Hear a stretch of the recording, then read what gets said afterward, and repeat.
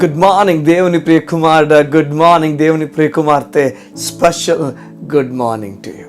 ఈ ఉదయాన్న ఒక మాట మీకు తెలియజేయడానికి ఇష్టపడుతున్నాను. దేవుడు నీ పట్ల ఉన్నతమైన ఆలోచనలు కలిగి ఉన్నాడు. ఈ మధ్యకాలంలో ఎవరైనా ఒక వ్యక్తి మిమ్మల్ని కలిసి ఈ విధంగా మీ గురించి అనున్నాడేమో, నీ జీవితం ఏమవబోతుంది, ఏంటి పరిస్థితి అని చెప్పి నీ గురించి ఎన్నో మాట్లాడినాడేమో. ఈ మధ్యకాలంలో ఒక ఫోన్ కాల్ నేను మాట్లాడాను ఒక స్త్రీతో.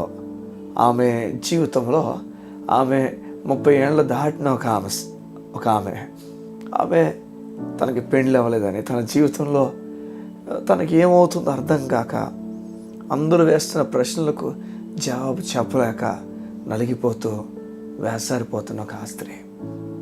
ఈరోజు నీ కాలము, నీ సమయము ఎప్పుడు అర్థం కాక, ఎప్పుడు జరుగుతుందో నీ కార్యం అర్థం కాక నలిగిపోతున్న వ్యక్తివేమో.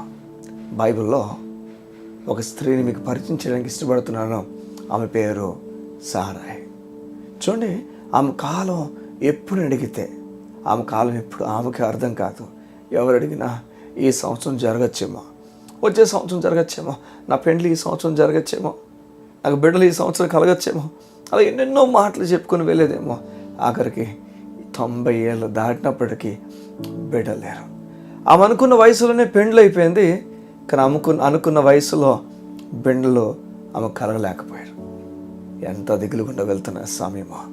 బైబిల్లో ఈ వ్యక్తిని, లేకపోతే ఈ పేరుని, లేకపోతే అబ్రాహాముని సారాయి నిద్రని తీసుకొస్తున్నప్పుడు వీక్ అని, మృతతుల్యమైన, లేకపోతే ఒక గర్భము, బిడ్డలను కనలేని ఒక గర్భం గురించి చెప్తున్న ఒక పేరు అని మనం గమనించవచ్చు. వారిద్దరు కూడా బిడ్డలను ప్రొడ్యూస్ చేయలేరు అని బైబిలే చెప్పేస్తుంది. వారిద్దరూ అనుకున్నారట, ఇక ఈ శరీరము చనిపోయిన శరీరం, మృతతుల్యమైన శరీరము, ఇందులో బిడ్డను కానీ అవకాశం మాత్రం లేదని చెప్పి వారి గురించి ఒక సర్టిఫికెట్ రాసేసి బయట పెట్టేశారు. నువ్వు నీ గురించి ఒక సర్టిఫికెట్ రాసేసావా, ఇది అవ్వదు, ఇది జరగదు, ఇది అవ్వదు, అసలు అవ్వదు అని చెప్పేసి నువ్వేమైతే సర్టిఫికెట్ రాసావో దాన్ని తిరగ రాయడానికి దేవుడు త్వరలో ఒక సర్టిఫికెట్ తయారు చేశాడు. దేవుడు ఆ సర్టిఫికెట్ రాసినప్పుడు ఏం రాశాడు తెలుసా? కింద ఒక సంతకం పెట్టి కింద ఈ విధంగా రాశాడు, నువ్వు అనుకుంది జరగదు, అనుకుంది ఏమవుతుందో అది తొందరలో జరగబోతుంది, ఇదిగో ఇది సర్టిఫికెట్ చూడు. నీకు బలం లేదేమో కానీ దేవుడైన నాకు మాత్రం బలం ఉంది.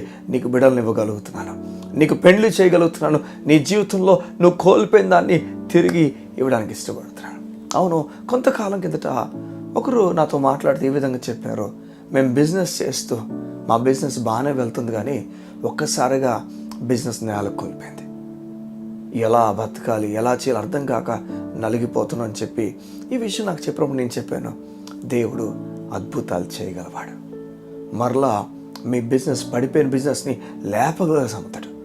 ఈ రోజులు ఎన్ని బిజినెస్ లేవు, పడిపోయని చెప్పి ఆపేసి అర్ధాంతరంగా నిలిపేసి వెళ్ళిపోయి ఊర్లు దాటి వెళ్ళిపోయిన వాళ్ళు, దొంగతనంగా కాముగా ఎక్కడో నిశ్శబ్దంగా ఉండిపోయిన వారు ఎంతమంది లేరు, ప్రాణం తీసుకునేవారు.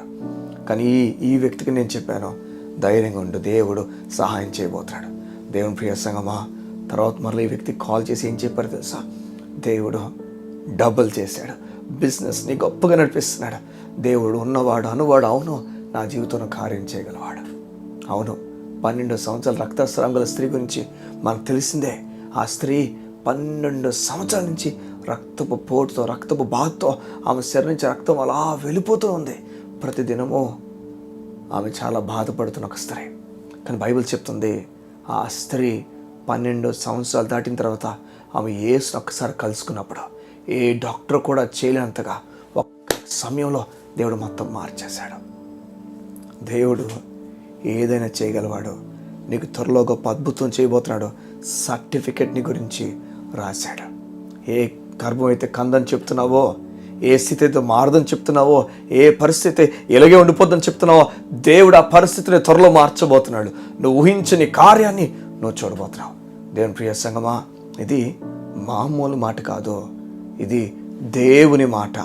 దేవుడు మాట్లాడితే 100% జరగాల్సిందే, జరిగిపోద్ది. త్వరలో చూడు. అబ్రాహాం గురించి దేవుడు వాగ్దానం చేశాడు, నిన్ను గొప్ప జనాంగంగా చేస్తానని. మీకు తెలుసా, ఈరోజు ఇజ్రాయేల్ అని ఒక పేరు పెట్టి పిలువబడుతున్న ఒక దేశము అబ్రాహాం సంతానం. దేవుడు వాగ్దానం చేస్తే 100% నెరవేరుస్తాడు. నీకు త్వరలో నెరవేర్చబోతున్నాడు.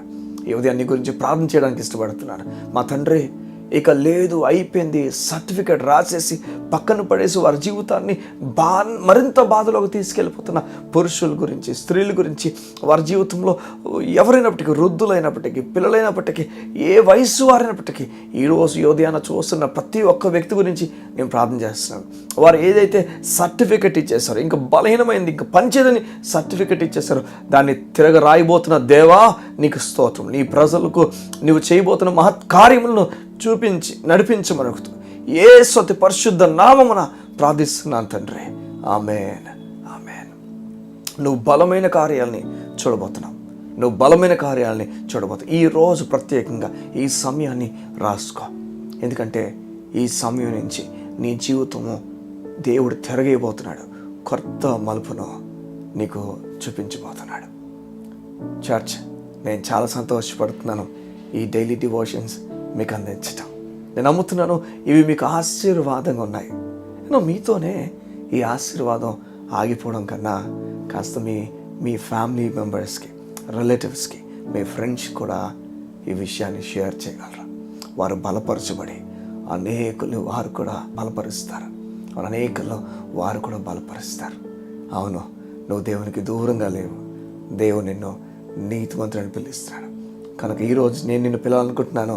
నీతిమంతుడా, నీతిమంతురాలా. God bless you. See you tomorrow.